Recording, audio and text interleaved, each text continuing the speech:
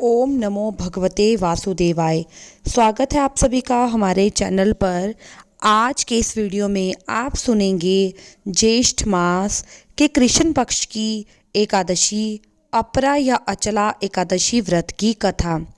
एकादशी का व्रत भगवान विष्णु को समर्पित होता है और कहा जाता है कि अगर एकादशी का व्रत करके एकादशी व्रत की कथा का श्रवण किया जाए तो निश्चित रूप से हमारे सभी पाप नष्ट हो जाते हैं। आज के इस वीडियो में हम आपको एकादशी व्रत की कथा सुनाने जा रहे हैं। अगर आपको कथा पसंद आए तो वीडियो को लाइक करके औरों के साथ शेयर करें। अगर अभी तक आपने चैनल को सब्सक्राइब नहीं किया है तो सब्सक्राइब जरूर करें। तो शुरू करते हैं आज की कथा। भगवान विष्णु और उनकी एक भक्त की कथा के साथ में इस कथा को आरंभ करते हैं। एक समय की बात है, एक गांव में भगवान श्री कृष्ण का अत्यंत ही सुंदर मंदिर था और गांव के सभी लोग सुबह शाम उस मंदिर में दर्शन के लिए आया करते थे। एक बार मंदिर में पुजारी ने सभी गांव वालों को बुलाया और उनके सामने प्रस्ताव रखा कि आज से ऐसा किया जाए कि गांव का एक घर भगवान के दिन के भोग की व्यवस्था करेगा। जब ये सारी बातें गांव वालों के सामने रखी गई तो सभी गांव वाले भी इसके लिए राजी हो गए और तय हो गया कि आज से गांव के एक घर से एक दिन का प्रसाद बनकर जाएगा। इस प्रकार से बारी बारी सभी के घर से भगवान का भोग लग जाएगा और प्रसाद वितरण भी हो जाएगा।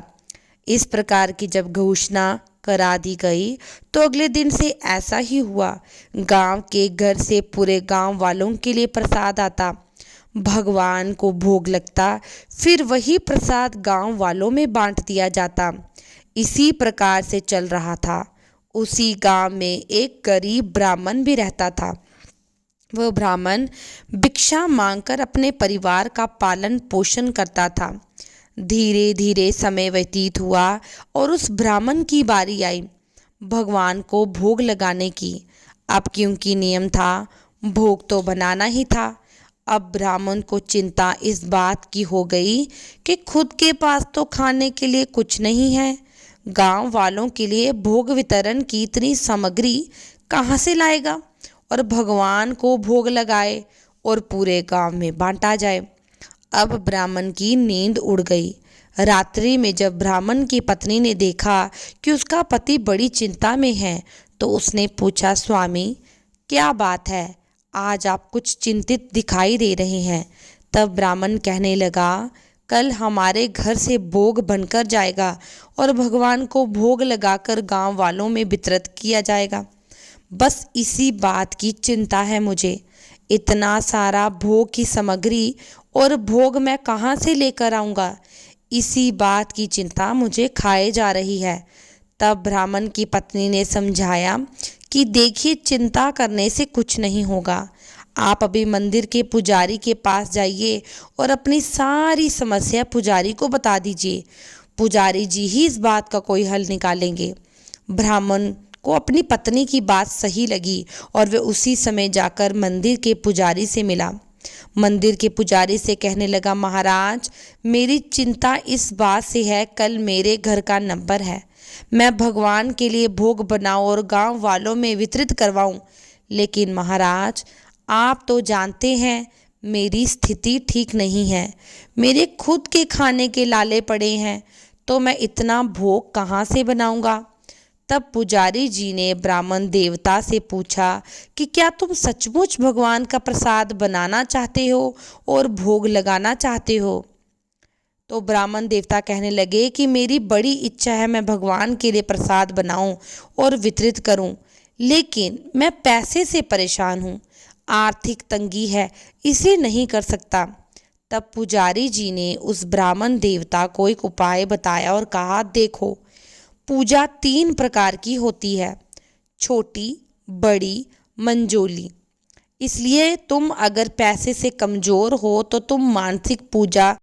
अब तो ब्राह्मण सोचने लगा ये मानसिक भोग क्या होता है? उसने पुजारी से पूछा कि पुजारी जी, ये मानसिक भोग क्या होता है? कैसा होता है मानसिक पूजा? तब पुजारी जी ने बताया कि देखो, तुम घर जाओ और किसी से ये बात मत कहना कि तुम्हारे पास अर्थ की कमी है या धन की कमी है। तुम भोग नहीं लगा सकते। भगवान का नाम लेकर तुम पूरे मन से मानसिक रूप से भगवान का भोग तैयार करो। तुम उसी प्रकार से चूल्हा जलाओ, जितना भोग तुम बनाना चाहते हो उतना बड़ा बर्तन चूल्हे पर रखो और मन में ये सोचो कि तुमने भगवान के भोग के लिए भगोना भरकर खीर बनाई है और उतना ही टाइम उसमें लेना जितना टाइम खीर बनाने में लगता है। अब तो ब्राह्मण को पुजारी की बात अच्छी लगी और वह घर गया। उसने सारी विधि समझ ली थी। पत्नी को समझाया कि हम मानसिक रूप से भगवान का भोग तैयार कर सकते हैं, ऐसा पुजारी जी ने कहा है। अब तो प्रातःकाल ब्राह्मण और उसकी पत्नी ने स्नान किया। नित्य कर्मों से निवृत्त होने के बाद बड़ा चूल्हा जलाया। उस पर बड़े बड़े भगोने रखे। एक भगोने में उसने मानसिक रूप से सोचा कि भगवान के लिए खीर बनाई है और इसी प्रकार जो जो व्यंजन उन्होंने सोच रखे थे मानसिक रूप से सारे व्यंजन तैयार कर दिए। अब तो बस मानसिक रूप से बनाया हुआ प्रसाद लेकर वह ब्राह्मण देवता पुजारी जी के पास पहुँचे। गांव के सभी लोग इकट्ठा हो गए। सब लोग देख रहे थे, आश्चर्य कर रहे थे कि इसके यहाँ खाने के लिए कुछ नहीं है, फिर भी इसने इतना सारा प्रसाद बनाया। लेकिन किसी ने इस बात पर ध्यान नहीं दिया, सोचा नहीं। लेकिन पुजारी जी तो सारी बात जानते थे। अब तो ब्राह्मण ने सारा जो मानसिक रूप से भोजन तैयार किया था वह भगवान के सामने रख दिया। रोज की तरह विधि विधान से भगवान श्री कृष्ण की आरती हुई। फिर भोग लगाने के लिए तैयारी होने लगी। भगवान के सामने ब्राह्मण के द्वारा लाए हुए खाली बर्तन रख दिए गए और मंदिर के किवाड़ बंद कर दिए गए। आधे घंटे बाद जब पुजारी ने मंदिर के किवाड़ खोले तो ब्राह्मण और पुजारी दोनों आश्चर्यचकित हो गए। उन्होंने देखा कि भगवान के मुख से खीर लगी है। मंदिर में चारों तरफ कहीं खीर बिखरी है, कहीं मिठाई बिखरी है। जो जो उस ब्राह्मण ने मानसिक रूप से तैयार किया है वो सारी सामग्री सभी भवनों में भरी हुई है। ये देखकर ब्राह्मण की आंखों से आंसू छलक पड़े और मैं मन ही मन भगवान श्री कृष्ण को धन्यवाद करने लगे और कहा, प्रभु आपने तो मेरी श्रद्धा की लाज रखी। फिर उस प्रसाद को पूरे गांव में बांटा गया। जब उस प्रसाद को गांव वालों ने ग्रहण किया तो ये देखा कि वह प्रसाद इतने दिनों से जो प्रसाद बंटता जा रहा है सब में स्वादिष्ट था, सबसे अच्छा बना हुआ था। सभी लोगों ने बड़े प्रेम से उस प्रसाद को पाया। भगवान श्री कृष्ण ने उस ब्राह्मण की श्रद्धा की लाज रखी। तो भक्तों, कहानी से यही शिक्षा मिलती है कि अगर हमारे मन में श्रद्धा है और हम किसी रूप से कमज़ोर हैं तो मानसिक रूप से हम उस पूजा को कर सकते हैं। लेकिन ध्यान रहे, अगर आप सचमुच में अर्थ से या पैसे से कमज़ोर हैं तब। लेकिन अगर आपके पास सामर्थ्य है तो आप खूब खुले दिल से भगवान के भंडारे करने में या दान पुण्य करने में बिल्कुल भी हाथ पीछे मत कीजिए। क्योंकि जो भी हम दान देते हैं, जो भी हम पुण्य करते हैं, वह कई गुना बढ़कर हमें प्राप्त होता है, हमारे पास वापस लौट कर आता है। तो इसलिए दान पुण्य में कभी भी संकोच नहीं करना चाहिए। और अब सुनिए अपरा एकादशी व्रत की कथा। भगवान श्री कृष्ण से युधिष्ठिर बोले, हे भगवान, ज्येष्ठ मास के कृष्ण पक्ष की एकादशी का नाम और उसका महात्म क्या है, कृपा पूर्वक कहिए। भगवान श्री कृष्ण बोले, राजन, ज्येष्ठ मास के कृष्ण पक्ष की एकादशी का नाम अपरा है, क्योंकि ये अपार धन देने वाली है। ये पुण्यों को देने वाली और पापों को नष्ट करने वाली है। जो मनुष्य इस एकादशी का व्रत करते हैं उनकी लोक में प्रसिद्धि होती है। अपरा एकादशी के व्रत के प्रभाव से ब्रह्म हत्या, भूत योनि, दूसरों की निंदा आदि से उत्पन्न सभी पाप नष्ट होते हैं। झूठी गवाही, असत्य भाषण, झूठा वेद पढ़ना, झूठा शास्त्र बताना, झूठा ज्योतिषी, झूठा वैद आदि सब पाप अपरा एकादशी के व्रत से नष्ट होते हैं। जो क्षत्रिय युद्ध क्षेत्र से भाग जाए वे नरक हो जाते हैं, लेकिन अपरा एकादशी का व्रत करने से उन्हें स्वर्ग की प्राप्ति होती है। जो शिष्य गुरु से विद्या ग्रहण करते हैं परंतु बाद में उनकी निंदा करते हैं, वे अवश्य नरक में जाते हैं। ऐसे अधम भी अपरा एकादशी का व्रत करने से स्वर्ग को चले जाते हैं। जो फल तीनों पुष्करों में स्नान करने से या कार्तिक मास में स्नान करने से अथवा गंगा जी के तट पर पितरों के पिंड दान करने से मिलता है, वही फल अपरा एकादशी का व्रत करने से मिलता है। सिंह राशि वालों को बृहस्पतिवार के दिन गोमती में स्नान करने से, कुंभ में श्री केदार जी के दर्शन करने से, बद्रिक आश्रम में रहने से, सूर्य अथवा चंद्र ग्रहण में कुरुक्षेत्र में स्नान करने से मिलता है, वही फल अपरा एकादशी के व्रत के बराबर है। हाथी घोड़े के दान से, यज्ञ में स्वर्ण दान से जो फल मिलता है वह फल अपरा एकादशी के व्रत के फल के समान है। हाल में ब्याही हुई गाय, भूमि या स्वर्ण के दान का फल भी इसके फल के बराबर होता है। ये व्रत पाप रूपी वृक्षों के काटने में कुल्हाड़ी के समान है। ये अपरा का व्रत पाप रूपी अंधकार के लिए सूर्य के समान है। अंत मनुष्य को अपरा एकादशी का व्रत अवश्य ही धारण करना चाहिए। अपरा एकादशी के दिन भक्ति पूर्वक भगवान विष्णु का पूजन करना चाहिए। इससे अंत में विष्णु पद की प्राप्ति होती है। हे राजन, मैंने ये अपरा एकादशी की कथा लोकहित के लिए कही है। इसके पढ़ने और सुनने से समस्त पाप नष्ट हो जाते हैं। हे युधिष्ठिर, ये अपरा एकादशी का व्रत तुम्हें भी करना चाहिए। इससे तुम्हें अपने खोए हुए राज्य की प्राप्ति होगी और सभी प्रकार से समर्थ हो सकोगे। बोलिए भगवान श्री कृष्ण की जय। अब हम सब मिलकर भगवान विष्णु जी की आरती करते हैं। ओम जय जगदीश हरे, स्वामी जय जगदीश हरे। भक्त जनों के संकट क्षण में दूर करे। ओम जय जगदीश हरे।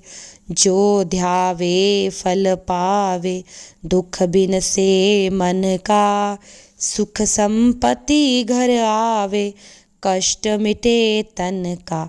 ओम जय जगदीश हरे। मात पिता तुम मेरे, शरण गहूँ मैं किसकी, स्वामी शरण पड़ूँ मैं किसकी। तुम बिन और ना दूजा, आस करूं जिसकी। ओम जय जगदीश हरे। तुम पूर्ण परमात्मा, तुम अंतरयामी, पार भरम परमेश्वर, तुम सबके स्वामी। ओम जय जगदीश हरे। तुम करुणा के सागर, तुम पालन करता, तुम पालन करता। मैं सेवक तुम स्वामी, मैं सेवक तुम स्वामी, कृपा करो भरता। ओम जय जगदीश हरे। तुम हो एक गोचर, सबके प्राणपति, स्वामी सबके प्राणपति। किस विधि मिलूं दयामय, तुमको मैं कुमति। ओम जय जगदीश हरे। दीन बंधु दुख हरता, ठाकुर तुम मेरे, स्वामी रक्षक तुम मेरे। अपने हाथ उठाओ, द्वार पड़ा मैं तेरे। ओम जय जगदीश हरे। विषय विकार मटाओ, पाप हरो देवा, श्रद्धा भक्ति बढ़ाओ, संतन की सेवा। ओम जय जगदीश हरे। तन मन धन सब है तेरा, स्वामी सब कुछ है तेरा। तेरा तुझको अर्पण, क्या लागे मेरा। ओम जय जगदीश हरे। जगदीश स्वामी जी की आरती, जो कोई जन गावे। कहत शिवानंद स्वामी, कहत हरो हर स्वामी, मन वांछित फल पावे। ओम जय जगदीश हरे। अगर आप सबको ये कथा पसंद आती है, इस कथा को अंत तक जरूर सुने, चैनल को सब्सक्राइब करें और कमेंट सेक्शन में ओम नमो भगवते वासुदेवाय जरूर लिखें।